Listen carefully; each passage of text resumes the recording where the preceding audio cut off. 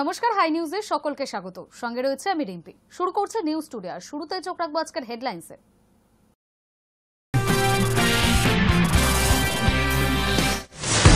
জীবন কৃষ্ণকে গ্রেফতার করল ইডি। বর্গা থেকে গ্রেফতার তৃণমূল বিধায়কের নামে নিয়োগ দুর্নীতি মামলা তদন্ত চলছিল আগেই।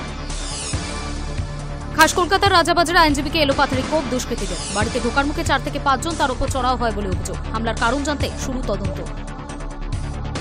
সোমবার থেকে শুরু কলকাতা মেট্রোর হলুদ কমলা লাইনের যাত্রী পরিষেবা। কিন্তু প্রশ্ন হচ্ছে, এত বড় মেট্রো নেটওয়ার্ক চালানোর জন্য পর্যাপ্ত কর্মী আছে তো? 26-এর বিধানসভা নির্বাচনকে পাখির চোখ করে প্রচারে বঙ্গ বিজেপি। মহালয়ার আগে ফের বাংলায় আসবেন মোদী। 2025 সালে প্রত্যেক সাংগঠনিক বিভাগে প্রধানমন্ত্রীর একটি করে জনসভা হবে। বিজেপির বাংলা বিদ্বেষের জবাবে পথে তৃণমূল ছাত্র পরিষদ। শাসক শিবিরের ছাত্র সংগঠনের প্রতিষ্ঠা দিবসের কর্মসূচিতে বাংলা বাঙালি থিমকে সামনে রেখেই মূল কর্মসূচির ঘোষণা। চলবে এসআইআর বা ভোটার তালিকায় বিশেষ নিবিড় সংশোধনের প্রতিবাদ। ইউক্রেনের 145টি ঠিকানায় বেপরোয়া হামলা রাশিয়ার। ইউক্রেনের দোনেৎস্ক অঞ্চলে 2টি গ্রাম দখল করা হয়েছে বলে জানিয়েছে রাশিয়া। বিজেপির বাংলা বিদ্বেষের জবাবে এবার পথে নামছে তৃণমূল ছাত্র পরিষদ। আর 3 দিন পরেই রেড রোডে গান্ধী মূর্তির পাদদেশে শাসক শিবিরে ছাত্র সংগঠনের প্রতিষ্ঠা দিবসের কর্মসূচি। বাংলা বাঙালি থিমকে সামনে রেখেই মূল কর্মসূচির ঘোষণা। চলবে এসআইআর বা ভোটার তালিকায় বিশেষ নিবিড় সংশোধনের প্রতিবাদ। বিজেপির বাংলা বিদ্বেষের জবাবে এবার পথে নামছে তৃণমূল ছাত্র পরিষদ। আর 3 দিন পরে রেড রোডে গান্ধী মূর্তির পাদদেশে শাসক শিবিরের ছাত্র সংগঠনের প্রতিষ্ঠা দিবসের কর্মসূচি। বাংলা ও বাঙালি থিমকে সামনে রেখেই মূল কর্মসূচির ঘোষণা। চলবে এসআইআর বা ভোটার তালিকায় বিশেষ নিবিড় সংশোধনের প্রতিবাদও। এবারের কর্মসূচি অন্যান্য বারের সমস্ত রেকর্ড ছাপিয়ে 2 লক্ষ ছাত্রছাত্রীর ভিড়ের রেকর্ড গড়বে বলে দাবি ছাত্র নেতৃত্বের। যে কর্মসূচিকে সফল করতে এই প্রথম দলের ছাত্র নেতৃত্ব রাজ্য জুড়ে সফর করেছে চলেছে প্রস্তুতি বৈঠক। কর্মসূচির প্রধান বক্তা তৃণমূল নেত্রী মুখ্যমন্ত্রী মমতা বন্দ্যোপাধ্যায়, দলের সর্বভারতীয় সাধারণ সম্পাদক অভিষেক বন্দ্যোপাধ্যায়। 26-এর বিধানসভা নির্বাচনকে কেন্দ্র করে নেতৃত্ব কী বার্তা দেয়, স্বাভাবিকভাবেই সবার নজর সেদিকেই। শনিবার সংগঠনের প্রতিষ্ঠাতা সভাপতি বৈশ্বনাথ চট্টোপাধ্যায়, বিধায়ক অশোক দেব সহ রাজ্য সভাপতি তৃণাঙ্কুর ভট্টাচার্যরা এই নিয়ে বৈঠক করেন। শেষ মুহূর্তের কিছু জরুরি পরামর্শের জন্য পরপর কিছু বৈঠকও রয়েছে। এসবের ফাঁকে রবিবার টিএমসিপির রাজ্য সভাপতি তৃণাঙ্কুর ভট্টাচার্য সভাস্থলে গিয়ে মঞ্চ প্রস্তুতি খতিয়ে দেখেন। বৈশ্বনাথ চট্টোপাধ্যায়ও জেলায় জেলায় ঘুরে একাধিক প্রস্তুতি মিটিং করেছেন। ইতিমধ্যে কর্মসূচির থিম সং মুক্তি পেয়েছে। সংগঠনের মূল বার্তা যে শিক্ষার অগ্রগতি এই গানের মূল মন্ত্র। 28 তারিখ টিএমসিপির মূল কর্মসূচির মঞ্চে বিশেষ চমক থাকছে বলে জানিয়েছেন তৃণাঙ্কুর। বিশেষ স্লোগান ওই দিন সকালে রিলিজ করা হবে। গান গাইবে রবীন্দ্র ভারতীর বিশেষ টিম। প্রতিবারের মতো বক্তব্য রাখবে নির্বাচিত কিছু ছাত্রছাত্রী। মনে করা হচ্ছে তাদের মধ্যে থেকে আগামী দিনের নেতা নেত্রী উঠে আসবে, যারা বাংলা বাঙালির অস্মিতাকে সামনে রেখে লড়াই করবে বিজেপির বাংলা ও বাঙালির বিদ্বেষের বিরুদ্ধে। High News network. 26-এর বিধানসভা নির্বাচনকে পাখির চোখ করে প্রচারে বঙ্গ বিজেপি। বিজেপি সূত্রে খবর, 2025 সালে প্রত্যেক সাংগঠনিক বিভাগের প্রধানমন্ত্রী একটি করে জনসভা হবে। ইতিমধ্যেই 3টি সভা করেছিলেন মোদী। শোনা যাচ্ছে মহালয়ার আগে ফের বাংলায় আসবেন মোদী। 26-এর বিধানসভা নির্বাচনকে পাখির চোখ করে প্রচারে বঙ্গ বিজেপি। বিজেপি সূত্রে খবর, 2025 সালে প্রত্যেক সাংগঠনিক বিভাগে প্রধানমন্ত্রীর একটি করে জনসভা হবে। ইতিমধ্যেই 3টি সভা করেছেন মোদী। শোনা যাচ্ছে মহালয়ার আগে ফের বাংলায় আসবেন প্রধানমন্ত্রী মোদী। এদিকে পুজো উদ্বোধনে শহরে আসার কথা রয়েছে কেন্দ্রীয় স্বরাষ্ট্রমন্ত্রী অমিত শাহের। গত বিধানসভা নির্বাচনে 77টি আসন জিতেছিল বিজেপি। পরবর্তীতে একাধিক বিধায়ক দলবদল করায় বাংলায় আসন সংখ্যা কমেছে পদ্ম শিবিরের। আসন্ন বিধানসভা নির্বাচনে আসন বাড়াতে মরিয়া বঙ্গ বিজেপি। বিজেপির কেন্দ্রীয় পর্যবেক্ষক এবং রাজ্য নেতৃত্ব সূত্রে খবর, 2025 সালে প্রত্যেক সাংগঠনিক বিভাগে প্রধানমন্ত্রীর একটি করে জনসভা হবে।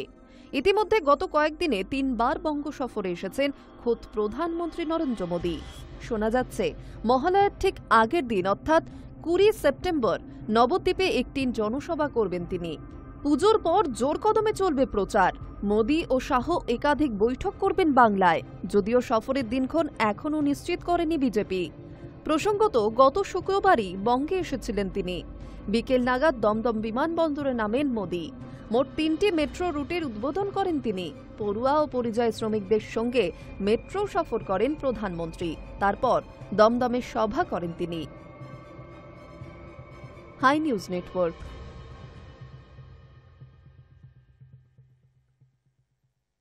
প্রতি বছর দুর্গাপুজোয় ক্লাবগুলিকে অনুদান দেয় রাজ্য সরকার। বছরের ভিত্তিতে বাড়ে অনুদানের পরিমাণ। এবছর পুজো কমিটিগুলি পাবে 1,10,000 টাকা করে, জানিয়ে হাইকোর্টে উঠছে প্রশ্ন। যেসব দুর্গাপুজো কমিটি খরচের হিসেব দেয়নি তাদের অনুদান দেওয়া নিয়ে রাজ্যের অবস্থান কি জানতে চাইল কলকাতা হাইকোর্ট। খরচের হিসাব না দিলেও অনুদান দেওয়া হবে কেন, প্রশ্ন তুলল আদালত। সোমবার বিচারপতি সুজয় পাল এবং বিচারপতি স্মিতা দাসদের ডিভিশন বেঞ্চের পর্যবেক্ষণ। এর আগে সরকারি অনুদান নিয়ে কোথায় কত টাকা খরচ হচ্ছে তা নিয়ে পুজো কমিটিগুলিকে ইউটিলাইজেশন সার্টিফিকেট জমা দিতে বলা হয়েছিল। কত পুজো কমিটি ওই সার্টিফিকেট জমা দেয়নি, না দেওয়া সত্ত্বেও কি অনুদান দেওয়া হচ্ছে, সোমবার প্রশ্ন করেছে হাইকোর্ট। আগামী বুধবার এই মামলার পরবর্তী শুনানি। ওই দিন রাজ্যকে হাইকোর্টে নিজেদের অবস্থান জানাতে হবে। রাজ্যের অ্যাডভোকেট জেনারেল কিশোর দত্তের সওয়াল, 2023 সালের মার্চ মাসে আদালতকে জানানো হয়েছিল 500টির বেশি পুজো কমিটিকে অনুদান দেওয়া হয়েছে। এর মধ্যে 36টি পুজো কমিটি ওই শংসাপত্র জমা দেয়নি। বিচারপতি পালের মন্তব্য, আমরা কোনো সংখ্যায় যেতে চাইছি না। গত বছর পর্যন্ত আদালতের নির্দেশ মেনে যেসব পুজো কমিটি শংসাপত্র জমা দেয়নি তাদের বিরুদ্ধে কি পদক্ষেপ করা হচ্ছে, তাদেরও কি অনুদান দেওয়া হবে? এজি জানান, পরবর্তী শুনানির দিন পুরো বিষয়টি আদালতের সামনে তুলে ধরবেন। দুর্গাপুজো কমিটিকে অনুদান দেওয়া নিয়ে হাইকোর্টে জনস্বার্থ মামলা দায়ের করেন সৌরভ দত্ত। সরকারি অর্থের অপব্যবহার হচ্ছে বলে তিনি অভিযোগ করেন। তার আইনজীবী বিকাশ রঞ্জন ভট্টাচার্য এবং শামীম আহমেদের সওয়াল, উপযুক্ত জায়গায় খরচ না করে জনগণের টাকা পুজো কমিটিগুলিকে বিলিয়ে দিচ্ছে সরকার। যদিও রাজ্যের বক্তব্য ছিল ওই টাকা জনগণের স্বার্থেই ব্যবহার করার জন্য দেওয়া হচ্ছে। তাদের যুক্তি, সেফ ড্রাইভ সেফ লাইফ নিয়ে সচেতনতা বৃদ্ধি করতে পুলিশ ওই টাকা খরচ করছে। এছাড়া কোভিড পরিস্থিতিতে বেশ কিছু বিধিনিষেধের জন্য খরচ করা হয়েছিল। সেই সময় হাইকোর্ট নির্দেশ দিয়েছিল সরকারি অনুদানের টাকা কোথায় খরচ হচ্ছে তা নিয়ে হিসেব দিতে হবে পুজো কমিটিগুলিকে। মামলাকারীর আইনজীবীর অভিযোগ, অনেক পুজো কমিটি সেই হিসাব জমা দেয়নি। এরপরে এই বিষয়ে রাজ্যের বক্তব্য জানতে চাইল হাইকোর্ট। কোনো পুজো কমিটি হিসেব না দিলেও তাকে কেন অনুদান দেওয়া হবে সেই প্রশ্নও তুলল হাইকোর্ট। High News network. সোমবার থেকে শুরু হলো কলকাতা মেট্রোর হলুদ কমলা লাইনে যাত্রী পরিষেবা। যাত্রী পরিষেবা আরও সহজ হয়ে গেল, কিন্তু প্রশ্ন হচ্ছে এত বড় মেট্রো নেটওয়ার্ক চালানোর জন্য পর্যাপ্ত কর্মী আছে তো? সোমবার থেকে শুরু হলো কলকাতা মেট্রোর হলুদ কমলা লাইনে যাত্রী পরিষেবা। ইয়োলো লাইনে নোয়াপাড়া থেকে জুড়ে গেল জয় হিন্দ বিমানবন্দর। ফলে নোয়াপাড়া থেকে দমদম ক্যান্টনমেন্ট, যশোর রোড হয়ে সোজা পৌঁছে যাওয়া যাবে কলকাতা বিমানবন্দরে। সময় লাগবে মাত্র 10 মিনিট। অন্যদিকে অরেঞ্জ লাইনে নিউ গড়িয়া থেকে হেমন্ত মুখোপাধ্যায় অর্থাৎ রুবি মোড় হয়ে মেট্রো চলবে বেলেঘাটা পর্যন্ত। নিউ গড়িয়া থেকে রুবি পর্যন্ত মেট্রো আগেই চলছিল। এবার বেলেঘাটা পর্যন্ত রুট সম্প্রসারণ হওয়ায় নিউ গড়িয়া থেকে সোজা যাওয়া যাবে সেক্টর 5। সময় লাগবে 23 মিনিট। এর আগে শুক্রবার ইস্ট ওয়েস্ট মেট্রো শিয়ালদা থেকে এসপ্ল্যানেড পর্যন্ত মেট্রো চলাচল শুরু হয়েছে। 2.5 কিলোমিটার পথ মাত্র 3 মিনিটে পার। কিন্তু প্রশ্ন হলো, এত বড় মেট্রো নেটওয়ার্ক চালানোর জন্য পর্যাপ্ত কর্মী আছে তো? মেট্রো রেলের কর্মচারী ইউনিয়নগুলোর দাবি, বিভিন্ন বিভাগে পর্যাপ্ত আধিকারিক ও কর্মীর অভাব রয়েছে। সমস্ত কিছু সামলে ঠিকঠাক পরিষেবা দেওয়াটাই এখন মেট্রোর কাছে নতুন চ্যালেঞ্জ। নোয়াপাড়া এই মুহূর্তে এমন একটি স্টেশন হয়ে দাঁড়াচ্ছে যাকে জংশন স্টেশন বলা চলে। তার কারণ, এই মুহূর্তে একদিকে মেট্রো নোয়াপাড়া থেকে ব্রিজি বা শহীদ ক্ষুদিরামে যায়, অন্যদিকে দক্ষিণেশ্বরের দিকেও এখান থেকে ট্রেন যায়। এবার নোয়াপাড়া থেকে যে নতুন লাইনের গত শুক্রবার প্রধানমন্ত্রী উদ্বোধন করেছিলেন, তার জেরে এবার থেকে সরাসরি এয়ারপোর্ট অবধিও পৌঁছে যাওয়া যাবে। এই নোয়াপাড়া এয়ারপোর্টের মেট্রো পরিষেবা শুরু হলো সোমবার থেকে। এয়ারপোর্ট থেকে নোয়াপাড়া আসতে 20 টাকা ভাড়া লাগবে। পরবর্তী সময় দমদম যেতে 30 টাকা খরচ হবে। ধর্মতলা পৌঁছতে 40 টাকা। গ্রিন লাইনও গত শুক্রবার জুড়ে গিয়েছে এবং পরিষেবাও শুরু হয়ে গিয়েছিল শুক্রবার দিনই। ইস্ট ওয়েস্ট মেট্রোর সঙ্গে জুড়ে যাওয়ার ফলে ধর্মতলা থেকে একদিকে শিয়ালদা, একদিকে হাওড়া, স্টেশন বদল করেই যাওয়া যাবে। শিয়ালদা হোক বা হাওড়া, 50 টাকা ভাড়া। তবে এই মুহূর্তে মেট্রোর সর্বোচ্চ ভাড়া যদি এয়ারপোর্ট থেকে কেউ যাতায়াত শুরু করেন, ধর্মতলায় গিয়ে গ্রিন লাইন হয়ে কেউ যদি সেক্টর 5-এ যাওয়ার পরিকল্পনা করেন, তাহলে তাকে সর্বোচ্চ ভাড়া 70 টাকা দিতে হচ্ছে। এদিকে ইস্ট ওয়েস্ট মেট্রোর ক্ষেত্রে দেখা গিয়েছে প্রথম দিনেই শুক্রবার সন্ধ্যের পর চালু হয়েছে। শনিবার কাজের দিন নয়, সবার অফিস থাকে না, তারপরও একদিনে ইস্ট ওয়েস্ট মেট্রো সমস্ত স্টেশন মিলিয়ে 25 লক্ষ টাকারও বেশি আয় করেছে। এখন দেখার এই অরেঞ্জ এবং ইয়েলো লাইনের ক্ষেত্রে পরিমাণটা কি দাঁড়ায়। High News network. হিমাচল প্রদেশের একটি অনুষ্ঠানে যোগ দিয়ে বিতর্কে জড়িয়েছেন বিজেপি সাংসদ অনুরাগ ঠাকুর। ঠিক কি ঘটেছিল? একটি স্কুলের অনুষ্ঠানে প্রথম মহাকাশচারীর নাম ছাত্রদের প্রশ্ন করেছিলেন সাংসদ। ছাত্রদের উত্তর ভুল বলে তার উত্তর ছিল হনুমানজি। এরপরে শুরু হয়েছে বিতর্ক।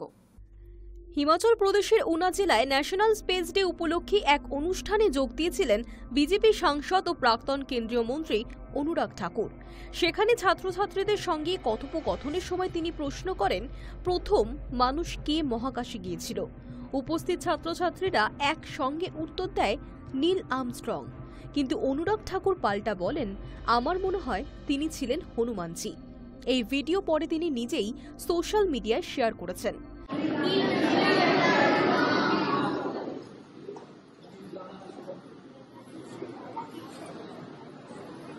मुझे तो लगता है हनुमान जी थे, क्योंकि हम अभी भी अपने आप को अभी तक ही देखें। हम अपने हजारों वर्ष पुरानी परंपरा, ज्ञान, संस्कृति, जब तक हमें उसका ज्ञान नहीं होगा तो जो अंग्रेजों ने दिखाया हम वहीं तक सीमित होकर रह जाएंगे। तो मेरा फिर अनुरोध प्रिंसिपल महोदय से और आपके अध्यापकों से इतना ही रहेगा, टेक्स्ट बुक से बाहर निकल के जो हमारे वेद हैं, हमारी परंपराएं हैं, हमारा ज्ञान है, उस दिशा की ओर भी अगर हम मिलकर देखें तो शायद बहुत कुछ देखने को मिलेगा। আর এখান থেকে শুরু হয়েছে বিতর্ক। একদিকে ছাত্রছাত্রীদের কথা ভুল, নীল আর্মস্ট্রংকে প্রথম মহাকাশচারী বলেছিল তারা, অথচ প্রকৃতপক্ষে 1961 সালে সোভিয়েত মহাকাশচারী ইউরি গ্যাগ্রিনি প্রথম পৃথিবীর কক্ষপথে ঘুরেছেন। আর্মস্ট্রং অবশ্য 1969 সালে প্রথম মানুষ হিসেবে চাঁদে পা রাখেন। অন্যদিকে একজন সাংসদ পুরাণ কথাকে ইতিহাসের সঙ্গে মিলিয়ে দাবি করেছেন হনুমান ছিলেন প্রথম মহাকাশযাত্রী। ফলে এখানে দুটি বড় ভুল সামনে এসেছে, শিক্ষার্থীদের সাধারণ জ্ঞানহীনতা এবং সাংসদের ইতিহাসের জায়গায় পৌরাণিক কাহিনী উপস্থাপন। ভারতের সংবিধানের 51A(h) অনুচ্ছেদে বলা হয়েছে, বৈজ্ঞানিক মানসিকতা ও যুক্তিবাদী চেতনা গড়ে তোলা রাষ্ট্রের কর্তব্য। সেই জায়গাতেই প্রশ্ন উঠছে, শিশুদের সামনে পৌরাণিক কাহিনী যদি বিজ্ঞানের স্থানে শেখানো হয় তবে শিক্ষার মান কোথায় দাঁড়াবে? অনুরাগ ঠাকুর অবশ্য যুক্তি দিয়েছেন, উপনিবেশবাদী শিক্ষার সীমারেখা ভাঙতে হবে এবং প্রাচীন ভারতীয় জ্ঞান ও সংস্কৃতির প্রতি গর্ব অনুভব করতে হবে। কিন্তু প্রশ্ন উঠছে, এভাবে পুরাণকে বিজ্ঞান হিসেবে পড়ানোটা কতটা গ্রহণযোগ্য? রামায়ণ মহাভারতের মতো মহাকাব্য কোটি মানুষের বিশ্বাস ও আস্থার প্রতীক, তবে এগুলি ইতিহাস নয়, বরং সাহিত্য ও পৌরাণিক কাহিনী। হনুমান বা অন্য পৌরাণিক চরিত্রদের মহাকাশ যাত্রার কোনো বৈজ্ঞানিক প্রমাণ নেই, তাই এগুলি আস্থা বা সংস্কৃতির অংশ হতে পারে, কিন্তু ইতিহাস নয়।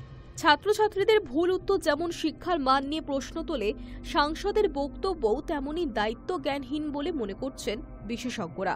ইতিহাস ও পৌরাণিক কাহিনীর মধ্যে পার্থক্য বোঝানোই শিক্ষা ব্যবস্থার অন্যতম উদ্দেশ্য হওয়া উচিত। পুরাণ কথা অবশ্যই শেখানো যেতে পারে, তবে পুরাণ কথা হিসেবেই, ইতিহাস ও বিজ্ঞানকে বিকৃত করে নয়। শিক্ষা মানে সত্য মিথ্যা, ইতিহাস পৌরাণিক কাহিনীর পার্থক্য শেখানো। Hi News network.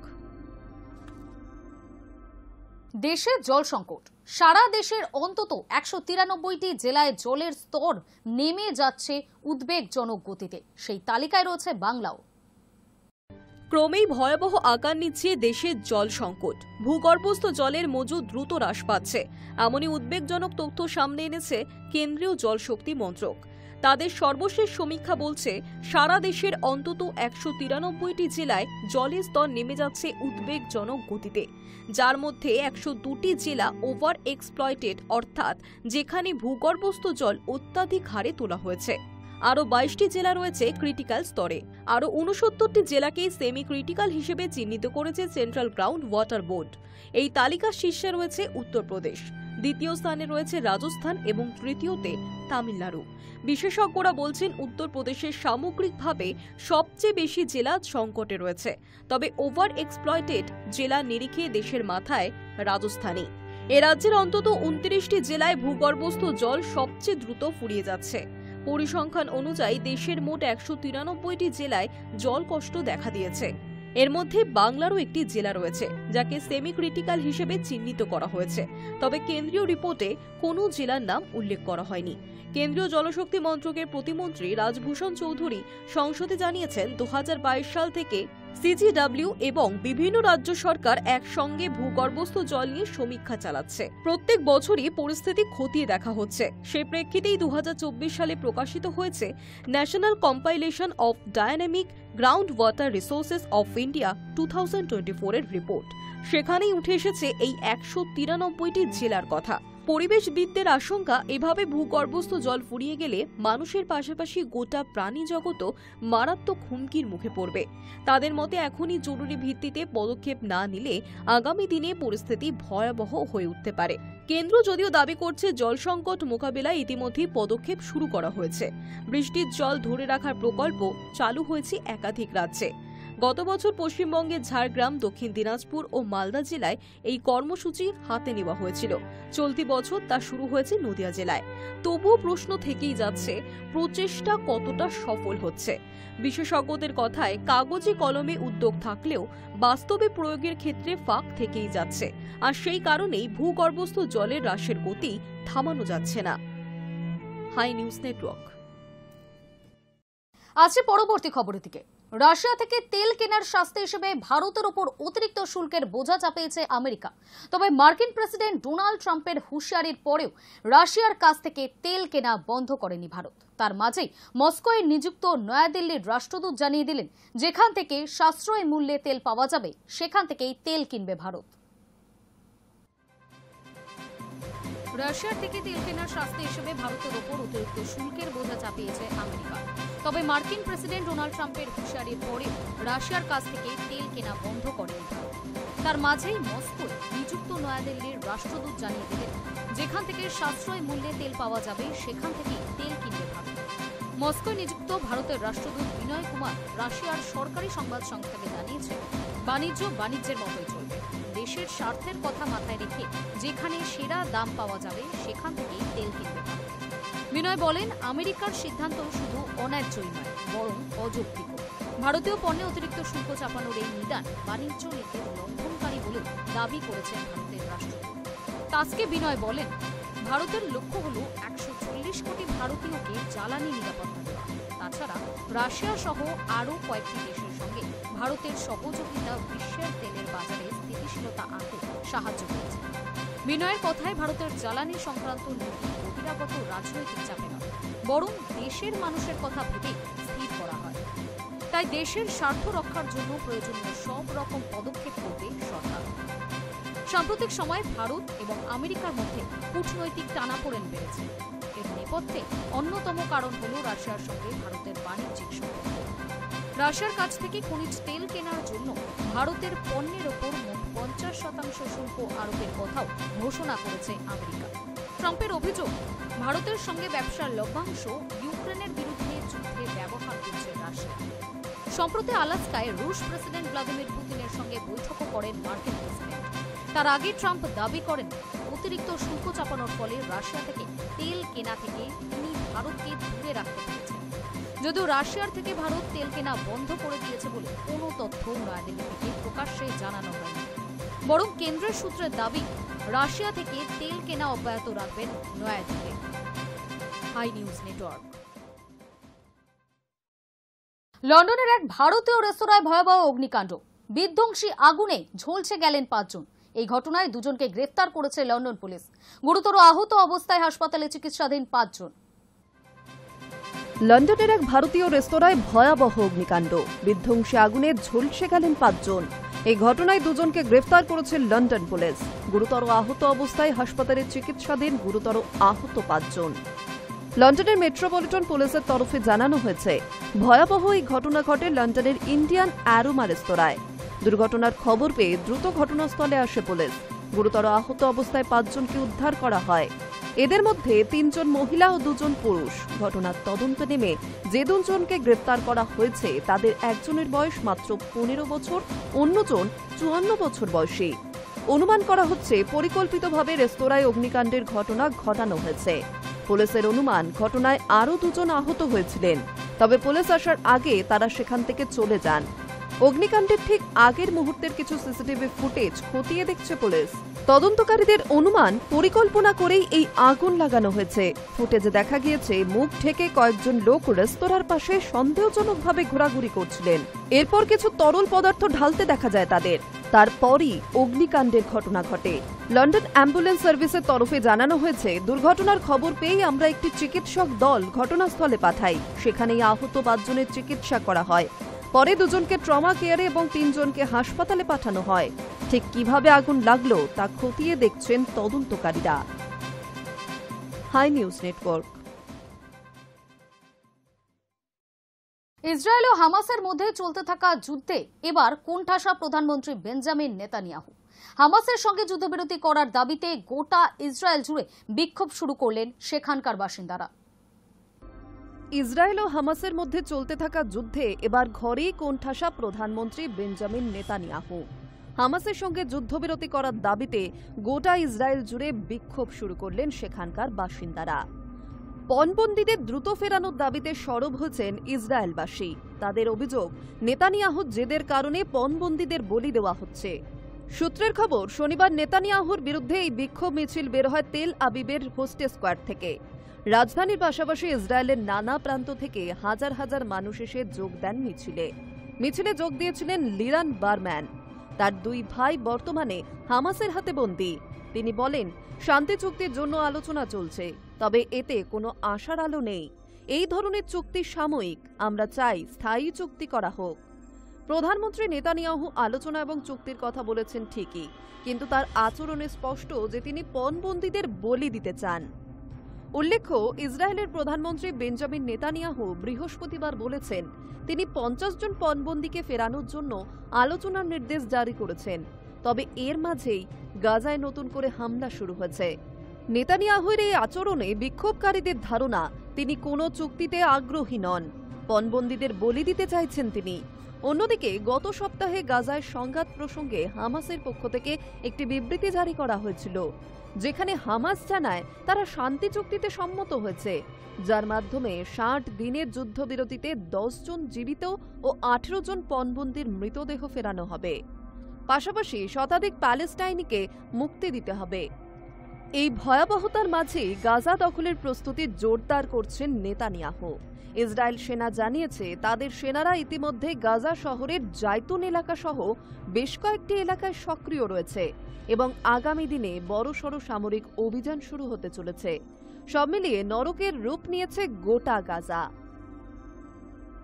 High News network. চোখ রাখবো খেলার খবরের দিকে। কলকাতা লিগে আবার জিতল মোহনবাগান। রবিবার নৈহাটি স্টেডিয়ামে তারা বিএসএস স্পোর্টিংকে হারিয়েছে 5-2 গোলে। আগের ম্যাচে সুরুচির সঙ্গের কাছে আটকে গেলেও এদিন শিবমের পারফরম্যান্সে জিতেছে মোহনবাগান। কলকাতা লিগে আবারও জিতল মোহনবাগান। রবিবার নৈহাটি স্টেডিয়ামে তারা বিএসএস স্পোর্টিংকে হারিয়েছে 5-2 গোলে। হ্যাট্রিক করেছেন শিবম মুন্ডা। আগের ম্যাচে সুরুচি সংঘের কাছে আটকে গেলেও এদিন শিবমের পারফরম্যান্সে জিতেছে মোহনবাগান। তবে এই জয় সহজে আসেনি। মোহনবাগান প্রথমার্ধে 2-0 গোলে এগিয়ে গেলেও দ্বিতীয়ার্ধে 2 মিনিটের ব্যবধানে 2টো গোল করে সমতা ফিরিয়েছে বিএসএস। তারপর সেভাবে প্রতিরোধ করতে পারেনি তারা। আরও 3টে গোল করে জয় নিশ্চিত করেছে মোহনবাগান। প্রথমার্ধে দাপটের সঙ্গে খেলেছে মোহনবাগান। শুরু থেকেই বিএসএসকে চাপে রেখেছিল তারা। 29 মিনিটে শিবম তার প্রথম গোল করেন। দ্বিতীয় গোল করেন সরাসরি কর্নার থেকে। তার নেওয়া শট জালে জড়িয়ে যায়। অতীতে ইস্টবেঙ্গলের আলভিটো ডি কুনহা এই ধরনের গোল করেছিলেন। দ্বিতীয়ার্ধে পাল্টা লড়াই দিয়েছে বিএসএস। 49 মিনিটে রুমিন গোলদার এবং পরের মিনিটে তুহিন গোল করে সমতা ফিরিয়েছেন। তবে মোহনবাগান বিশেষ অস্বস্তিতে পড়েনি। 54 মিনিটে আবারও মোহনবাগানকে এগিয়ে দেন শিবম। 63 মিনিটে আদিত্য অধিকারী মোহনবাগানের চতুর্থ গোল করেন। 89 মিনিটে করণ রায়ের গোলে জয় নিশ্চিত হয়ে যায় মোহনবাগানের। খেলা যত এগোয় ততই হারিয়ে যায় বিএসএস এর প্রতিরোধ। Hi News Network. News today এখনকার মতো এই পর্যন্তই। নজর রাখুন হাই নিউজে, নির্ভীক নিরপেক্ষ।